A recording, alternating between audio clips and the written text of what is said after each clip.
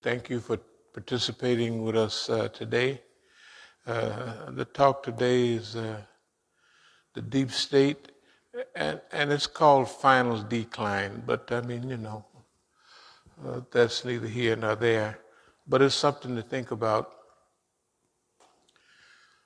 The other thing, when you're playing a game or you face a challenge, you have an opponent, it's good to keep score. It's good to keep score of the struggle, So the score will, in some cases, help you know how you're doing and to give indications of how they're doing, your opponent. And sometimes you have evenly matched teams, and the score might be 99 to 99, basketball or something, or 101 to 101. And if it's an unmatched team, it might be 85 to 100 or something like that, A lot of times a score deals with the quality, the status, and the role that the team is on. Sometimes you're playing against a team and they may not be that good, but they get on a roll. And they just, the wind is behind them and they moving. Sometimes they defeat a superior team. Sometimes it's hard to keep that up because sometimes it's just they had a good day. The esprit de corps hit them, and the other team had a bad day. They couldn't get off the ground. They might have been the best team in the world, but sometimes they just couldn't. You know what I mean? They just couldn't get it together. It was just a bad day. That good team might win the series, the whole, but sometimes that team come out and they just wear out the champs, and they may not win another game for 500 years. You know what I mean? That was their day. And you couldn't stop them. They called time out to break the rhythm, and they come right back, So in the competition, it's good to keep score. It's also good to take the environmental circumstances into account. Home team advantage, away from home, been on the road a long time, and all those things. So with the struggles that we're in, we look at all of those things. And we're dealing with people that have a home court advantage. They have superior organization. They have superior communications. They have superior technology. They have more people. And they have everything. When you look at the stats, everything is on their side. When you look at the stats, everything is on their side. But if you look at the last competitions, everything is going against them. It may be that they are a champion that's got old. And when the champ get old, people be looking at them and say, they want you to throw in the towel because the champ's eyes is puffed up. He's bleeding from the ears and the mouth and everything. And the younger, hungrier opponent is just moving around. He's captured the whole environment. and the champ can't do nothing about it. But the champ is remembering the glory days when I was coming up, when I was hungry, when I was energetic, when I could throw a blow across people and the wind would knock them down. They'd fall there. Okay. If you look at, let's call it our opponent for now. If you look at the war in Iraq, if you look at the two wars back in 91, that might have been a fluke. The U.S. got everybody on their side. And what happened in that war, the Israelis, the world had built up Saddam Hussein in the 1980s to fight Iranians. And they gave him everything. Poison gas, Exocet missiles from France, T-72 tanks from the Soviet Union. They had Sudanese mercenaries. They had Jordanian regulars. They had Egyptian technicians, those out of the Arabs They had Egyptian technicians and pilots. They had full supplies. Everybody was on Iraq's side. But yet Iran fought them to a stalemate. But when that conflict was over, the whole world had built up the army of Iraq. It was the biggest army in the Middle East. And that army was a threat to the Zionist state. With that many numbers, if they could get the other Arabs to even, and they've been trained, they couldn't fight that good, but they could stand struggle. You know what I mean? They had, and so in 1981, the Zionists sent planes to destroy the atomic energy plants or whatever Iraq had to try to build up. Okay, now you got this big Arab army there, and you got Jordan here, and then there's the Zionist state. You got Syria over here, and they've stolen the Golan Heights, and there's the Zionist state.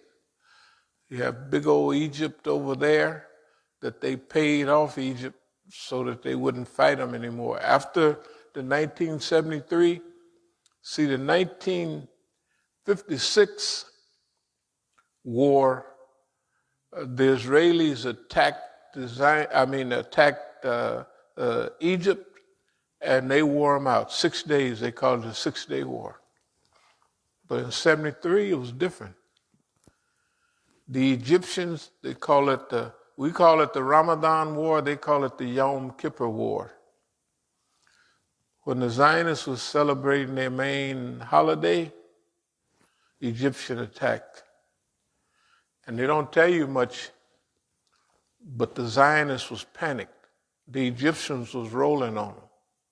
You could see a clear United States intervention with weapons. They had them big C, whatever they call them, full of tanks and armor and everything going to Israel. And the U.S. told the Egyptians, if you get any closer, we coming in. We coming in. This is in 73. So it was a stalemate. And what happened was the U.S. just hired Egypt as a flunky of Israel. Okay, now you got Saddam Hussein here, and Saddam Hussein is not stable. You can't tell what he might do. And it's not that he studies everything in detail. They got a good profile of him. They study him, this guy here. He'll go off. The other thing is, he's telling all his other allies, or they're telling him. Saudi Arabia says, hey man, we gave you $50 billion and we want some of our investment back. And then he's telling the Kuwaitis are telling him, and they're slant drilling. Here's Kuwait, here's Iraq. They ain't drilling straight down. They drilling, they get right on the border and they slant drill right into Iraqi oil. So it's a lot of foolishness going on. Saddam asked the U.S., April Gillespie was that woman. She was the ambassador to Iraq. Saddam asked her, hey, what if I knock these boys over, She said, it's right there on TV, we have nothing to do with inter-Arab conflicts. In other words, they was trapping Saddam. Why? I'll make it simple so it don't carry on a long time. They wanted all of their weapons back. They gave him all these weapons, they gave him all that stuff. And if it was used against Israel, it could do a lot of damage. That's the way everybody was looking at it. So they, the ones that started that first Gulf War in 91, that's why they had an easy time with it. They had Saddam's profile, they had it all laid out, and they had the whole world against him. And so then they moved on him. Okay, out of all the conflicts going on in the world, dealing with the United States and others, that was the last. It was a trap. That's basically what it was. It was a big trap laid by Allah subhanahu wa ta'ala. And there was a second trap in the final stage. We'll get to that in a minute. So, when we get up to modern times, if we look at the conflicts around the world, if we look at Yemen, the most powerful country in that region and the richest, Saudi Arabia, is fighting against Yemen, and the Yemenis have little or nothing. The border is blocked, the sea lanes are blocked. It's a blockade on the ports. The people are technically starving to death. And that was 2015, this 6th year of them starving to death. They done bombed wedding parties, they done bombed treatment facilities, they done bombed the airport, they done bombed everything. And the people is holding on. And they don't have nothing. They don't have nothing. I mean, everybody's sitting there looking. And now I've been in programs with them in Iran. See, out of those big programs, they invite people who lean in their direction. And in fact, I was in the conference part where the Yemenis was. Like sometime when they break up into different groups and you deal with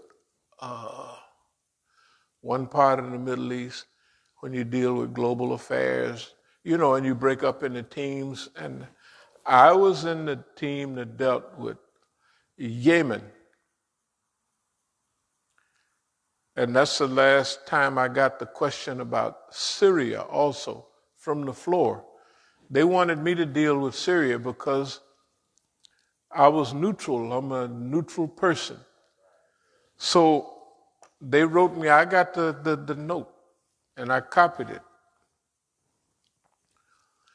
We want you to speak on Syria because now, see, at this time, this is several years ago, it's like, let's see, I don't have a dog in the fight. If Iran answers it, they got certain things that they're dealing with,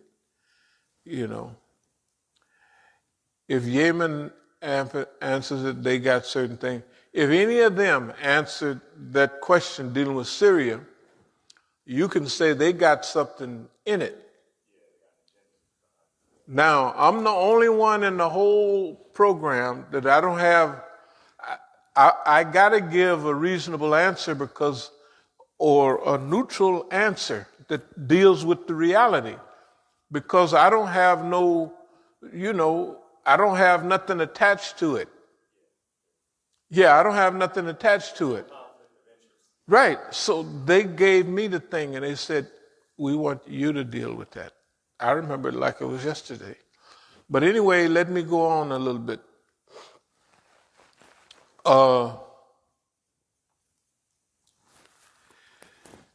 So if you take Yemen, they're holding on. If you take Lebanon, there's been a little conflict